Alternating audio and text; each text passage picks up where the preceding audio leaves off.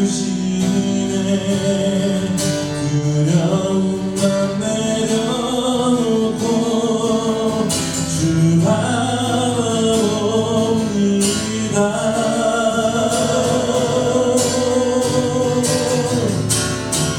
주님 앞에 나 엎드려 주의 손 기다리니 나를 부르실 때 위로 걸어가리.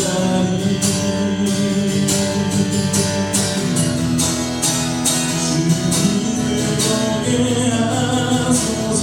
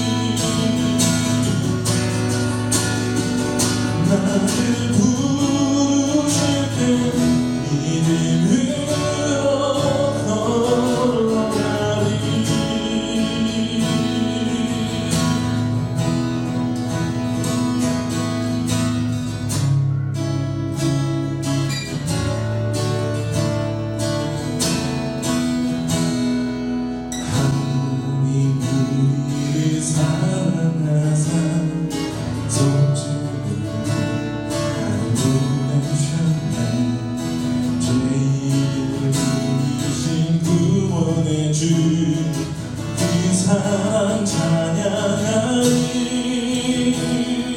죄 앞에 연약한 우리 영혼 보혈을 힘입어 주를 보내. 주 안에 더 이상 정죄 없네. 거룩한 옷 입고 주 찬양해.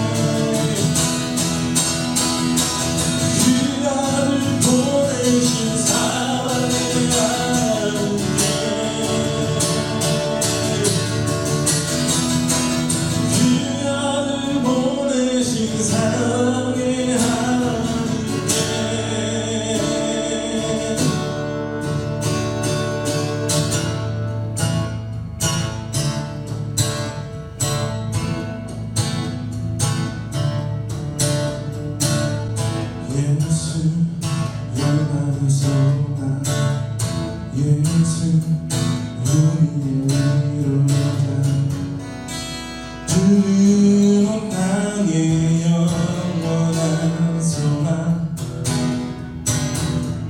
예수 어둠 속의 빛 예수 변함없는 진리 주는 온 땅의 빛이 되시네 우리 위해 죽으시고 다시 사신 생명의 주 주님만이 소망이요 영원히 반석이라 주님만이 온 세상을 비추시네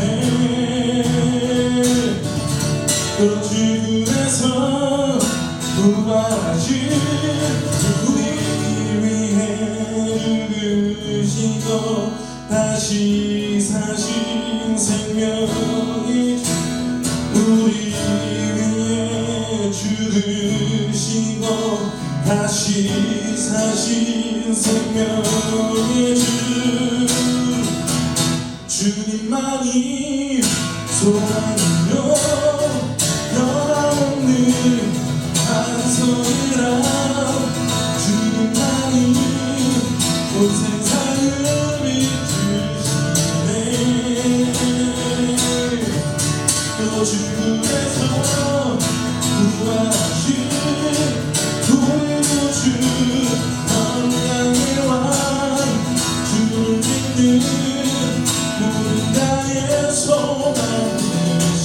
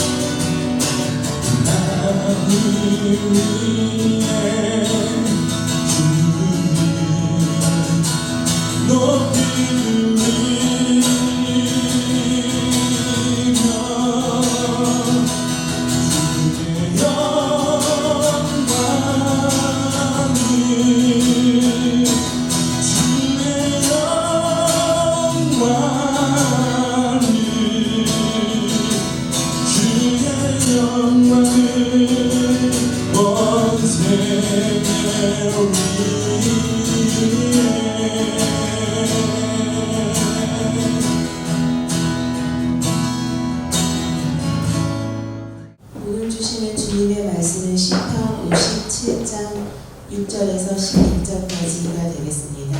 읽겠습니다. 그들이 내 걸음을 막으려고 그물을 준비하였으니 내 영혼이 억울하도다. 그들이 내 앞에 웅덩이를 팠으나 자기들이 그 중에 빠졌도다. 하나님이여, 내 마음이 확정되었고 내 마음이 확정되었사오니 내가 노래하고 내가 찬송하리이다. 내 영광아 깰지어다. 비파야 수금아 깰지어다. 내가 새벽을 깨우리로다.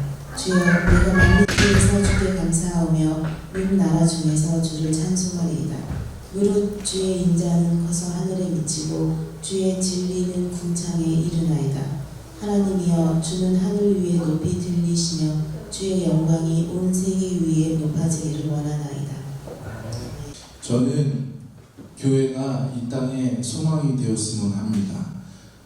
저만 그런 게 아니라 여러분들도 다 그렇겠죠. 사실 교회는 희망이었어야 합니다. 근데 사실 지금 현실의 교회가 그렇지 못하죠.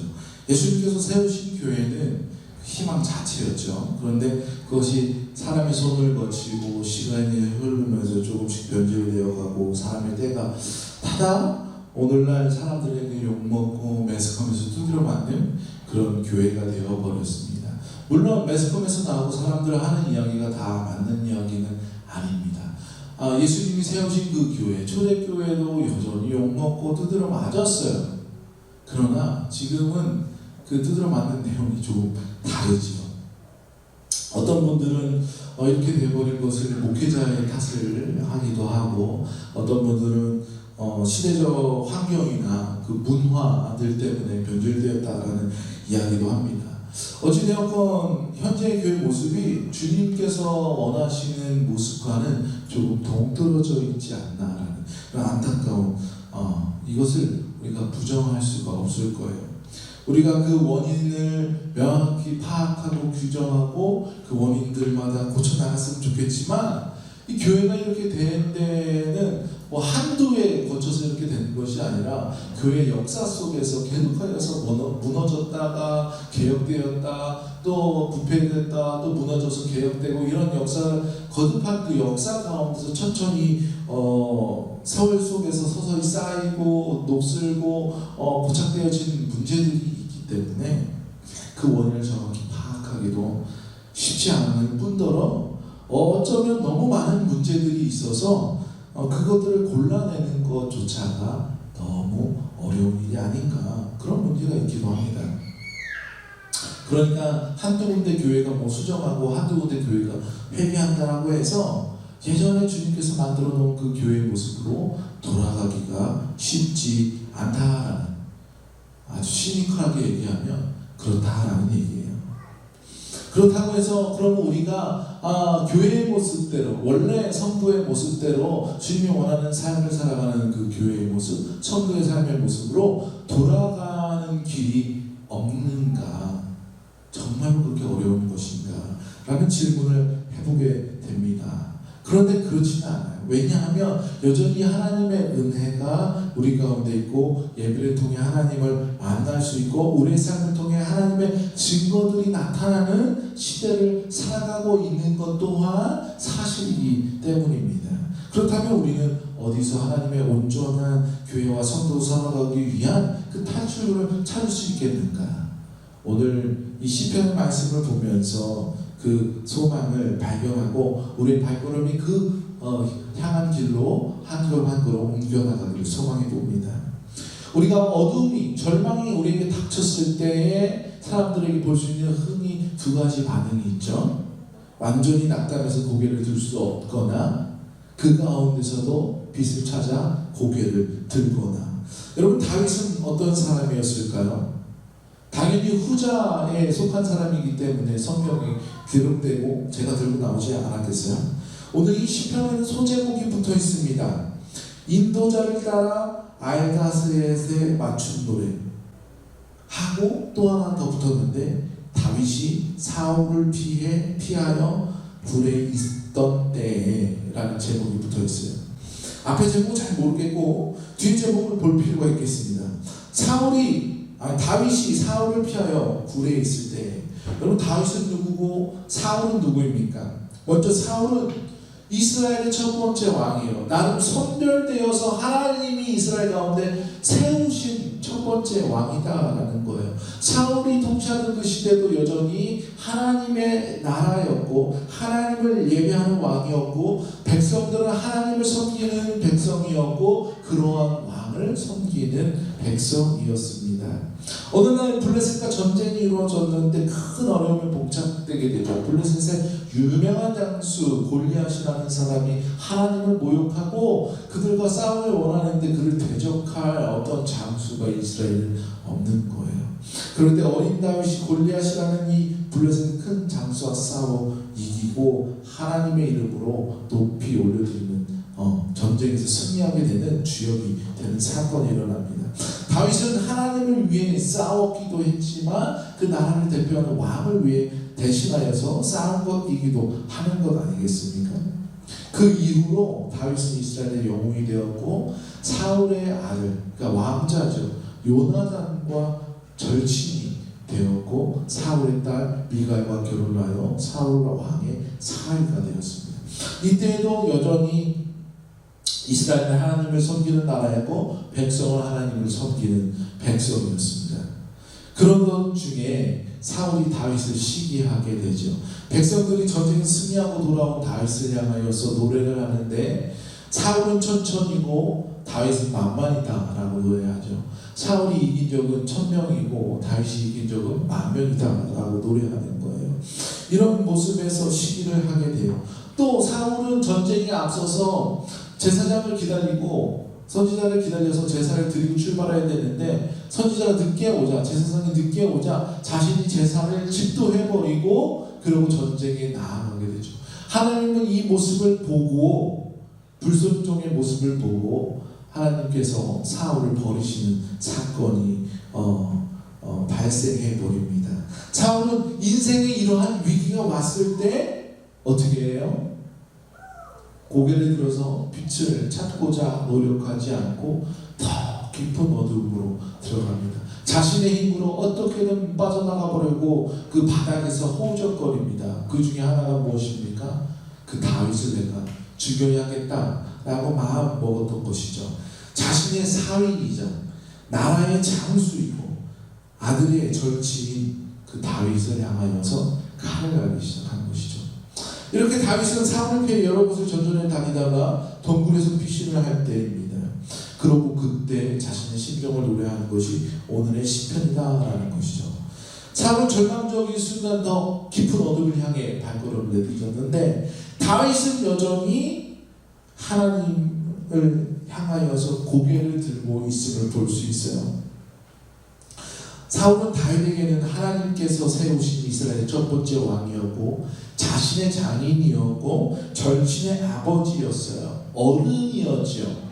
나라의 대표였고 그리고 하나님의 신앙의 공동체의 모습에서 봤을 때는 신앙적으로도 의지할 만한 사람이었어요. 신앙적으로나 현실적으로나 삶의 방향으로도 의지하고 믿을 수 있는 존재여만 했던 사울이 자신을 지금 죽이려고 쫓아오는 상황에 있는 것입니다.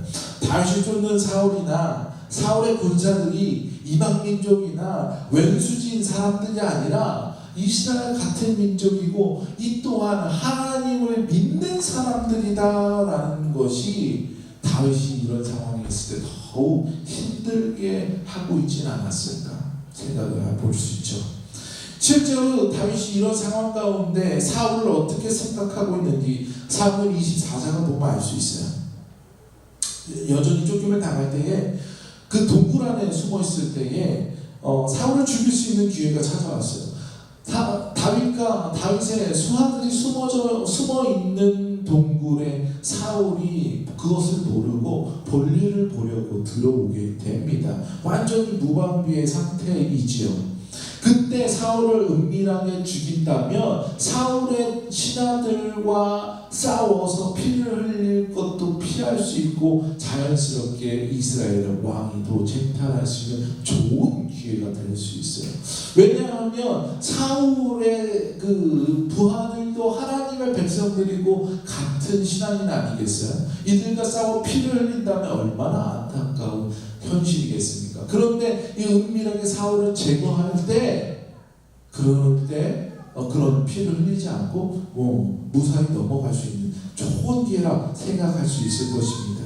그런데 다윗은 사울을 죽이지 않고 그냥 옷자락 한 구탱이만 베어서 갖고 와요. 그런데 성경에 보니까 사울의 옷자락을 벤 것만 가지고도 마음에 찔려한다라고 기록하고 있습니다. 그리고 사람들에게 이렇게 이야기하죠. 사무엘상 24장 6절 7절의 말씀에 보니까 자기 사람들에게 이르되 내가 손을 들어 여호와의 기름 부음을 받은 내 줄을 치는 것은 여호와께 금하시는 것이니. 그러니까 사울을 볼 때에 여전히 이 사람은 하나님께 기름 부음 받은 자고 주님이 세우신 나의 주인이다 라고 지금도 여전히 그렇게 여기고 있다라는 것이죠.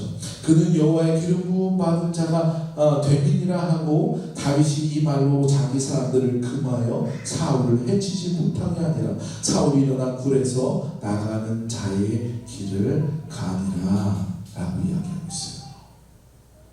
지금 사울은 자신을 죽이려고 하고 있지만 여전히 그가 하나님께서 세우신 왕이었고 자신이 하나님께서 허락하신 자신의 주인이기 때문에 나의 소관이 아니야, 하나님의 소관을 넘기는 것이고 여전히 사울을 그 부분에서 존중하고 있는 모습을 볼 수 있다는 거예요.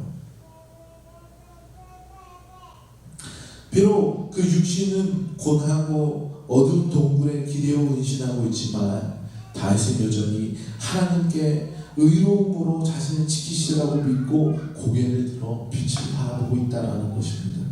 우리의 삶의 환경이 어려울 수 있어요. 때로 넘어질 수도 있습니다. 원래 나랑 원수셨던 누군가랑 사람이 어렵게 되면 그러려니 할 수 있어요. 그런데 때로는 내 편이 되어야 할 사람에게 수치를 당하거나 뒤통수를 맞는 일이 생길 수 있어요. 그럼 너무나 어려운 것이죠. 사업을 하시던 분들의 이야기를 들어다 보면 이렇게 사업 중에 만나던 누구와 대화를 나눠보니까 나도 교회 다니고 이 사람도 어디 교회 집사고 그래서 말씀도 나누고 여러 가지 이야기도 하고 그 마음을 터놓고 얘기하고 그래서 사업이 잘 될 것 같이 됐는데 뚜껑을 열어보니까 막상 이 사람이 전혀 다른 사람하고 계약을 맺고 나의 뒤통수를 쳤다 라고 얘기하는 경우도 볼 수 있어요. 그런데 이건 일적인 부분이니까 그럴 수 있다라고 얘기할 수 있어요. 그런데 더욱더 큰 문제는 뭐냐, 함께 신앙생활했던 교회 공동체들도 함께 예배하고 기쁠 때 함께 기뻐하고 산도 나누고 함께 눈물 흘려 기도했던 누구가 어느 날 뒤통수를 쳐버리고 돌아선다라고 할 때는 그 충격이 내가 시험에 들어서 교회를 떠난다 라는 핑계를 만들 수 있을 만큼 어마어마한 충격이 있을 수 있다는 거죠. 다윗이 지금 바로 그런 충격과 공포 속에 있다라는 거예요. 다윗을 대적하고 있는 이가 다른 이가 아니라 여전히 그가 사랑으로 섬기는 하나님의 사람들이다라는 문제가 있다라는 거예요. 그럼에도 불구하고 다윗은 하나님을 놓지 않았다라는 겁니다. 그리고 그 절망 가운데서 포기해버리는 것이 아니라 결국 하나님은 나를 위해 일하실 것이다 라는 희망을 가지고 고개를 들어 하나님을 바라보고 있다는 거예요. 이것을 우리는 믿음이라고 이야기합니다. 다윗이 이러한 믿음을 가졌다고 인간적인 감정이 없는 사람이냐, 무덤덤한 사람인가, 로봇과 같은 사람인가? 그렇지 않아요. 본문 6절의 말씀을 보니까 다윗도 그냥 사람이에요. 내 영혼이 억울하구나 라고 얘기하고 있어요. 다윗은 의로운 사람이었잖아요. 사람들에게도 다 인정을 받은 사람이었어요. 지금 자신을 죽이고자 하는 이 사울에게도 인정받은 사람이었어요. 다윗은 식탁에도 초대받은 사람이었어요. 그리고 자신이 잘못했던 것을 인정하고 내가 너를 다시는 해하지 않겠더라고 약속까지 받았던 사람이었어요. 그런데 지금 또 이가 위협을 받고 있습니다.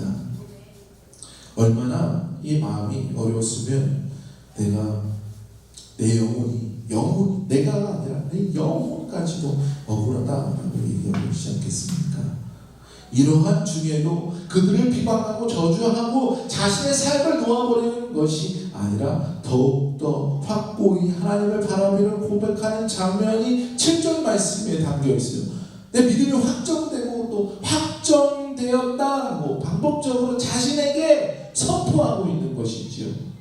여러분, 이게 같은 말을 반복하는 형태는 정말로 강조하는 거예요. 진실된 마음을 얘기하는 거예요. 예수님께서도 내가 진실로 하면서 반복적으로 말씀하신 때가 있었죠. 중요한 말씀 가운데서 이게 그 이스라엘 문화 가운데 있는 모습이라는 것을 볼 수 있겠습니다. 다윗은 그런 절망 가운데서 하나님을 믿기로, 하나님을 찬송하기로 결심하고 있다라는 거예요. 우리는 이런 상황에 있다면, 하나님을 바라보기로 한다면 우리는 어떤 걸 해볼까요? 하나님께 정말 결심이 간구해본다든지 금식 기도를 결심할 수 있겠는데, 지금 다윗이 결심하는 것은 하나님을 높여드리기를, 찬송하기를, 감사하기를 결단하고 있다는 거예요. 특이하죠? 하나님께 나갈 길을 구하는 것이 아니라, 찾는 것이 아니라 그냥 하나님을 내가 높여드리기를 간구하고 있는 거예요. 절망하는 사람들이 왜 하늘을 보지 못합니까? 그들에게는 절망이라는 두터운 벽이 그 하늘을 가리고 있기 때문이에요.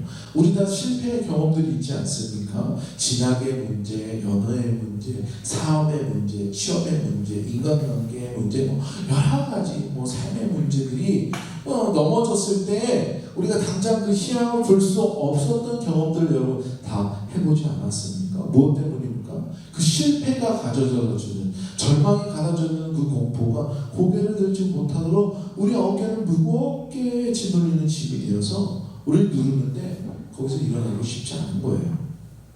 다윗이라고 그러한 감정을 느끼지 않았겠어요? 앞에서 이야기했듯이 다윗도 똑같이 사람이 느끼는 것을 느끼고 있는 사람이라는 것을 알 수 있습니다. 그때 필요한 것이 무엇입니까? 8절 말씀에 보니까 깬다라는 말씀을 반복적으로 얘기하고 있어요.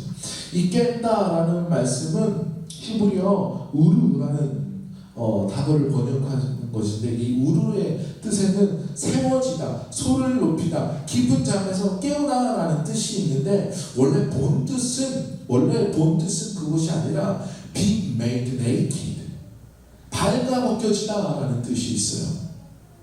전혀 상관이 없는 거죠. 세워지고 소리를 높이고 잠에서 깨워지고 rise 하는 이런 뜻에서 갑자기 발가 벗겨지다 라는 본 뜻이 있다니, 이게 무슨 소리일까?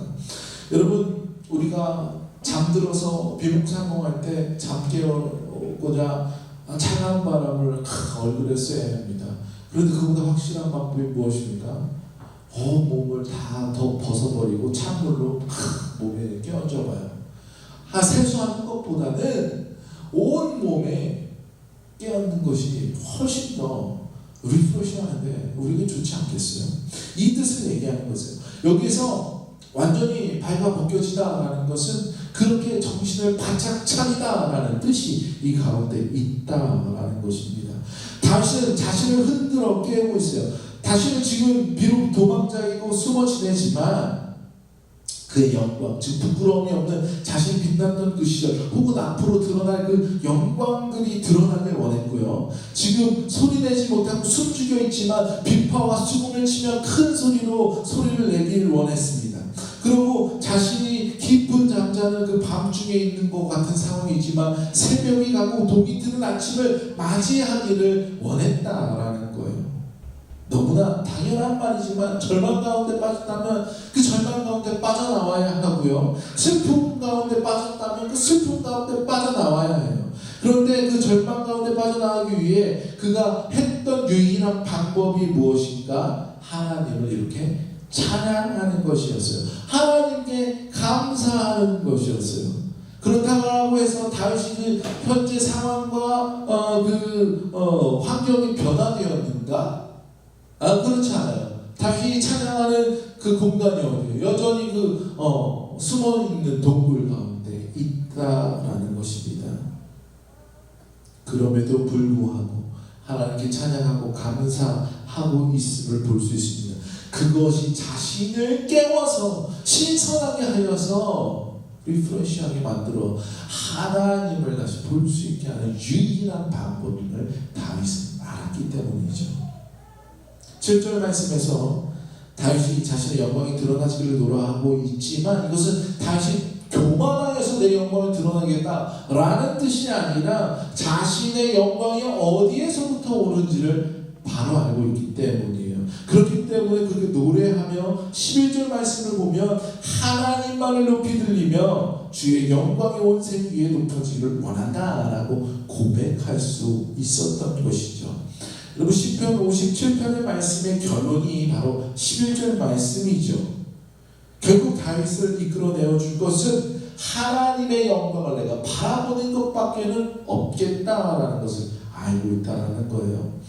다윗은 자신이 발부덩침으로 인하여서 그 상황에서 벗어날 수 없다라는 걸 인정하고 그 어두운 동굴에서 나를 끌어줄 것은 오로지 하나님밖에 없다. 내가 그러므로 하나님의 영광에 기대어 하나님께서 그를 이끌어주는 유일한 방법을 간구하고 있는 것이죠.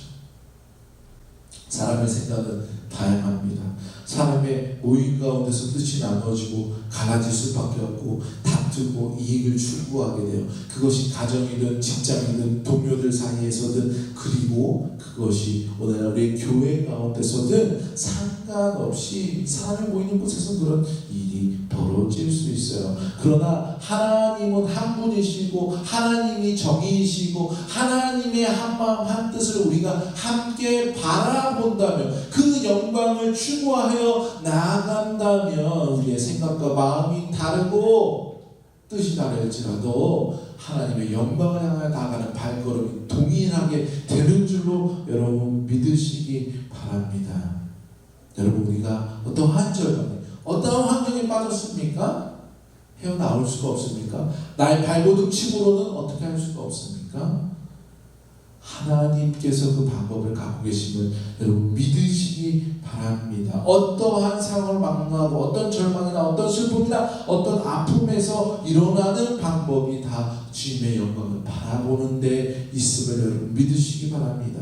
이럴 때는 어떡하지? 저럴 때는 어떡하지? 우리가 헤쳐나갈 방법이 없을 때 우리는 하나님께서 그 방법을 이미 가지고 있다라는 그 믿음을 가지고 있기를 소망합니다. 여러분 이것을 믿으신다면 이럴 때 더욱 하나님을 찬양하고 그의 영광을 바라보시는 성도님이 되시기를 주님의 이름으로 축원드립니다. 기도하시겠습니다.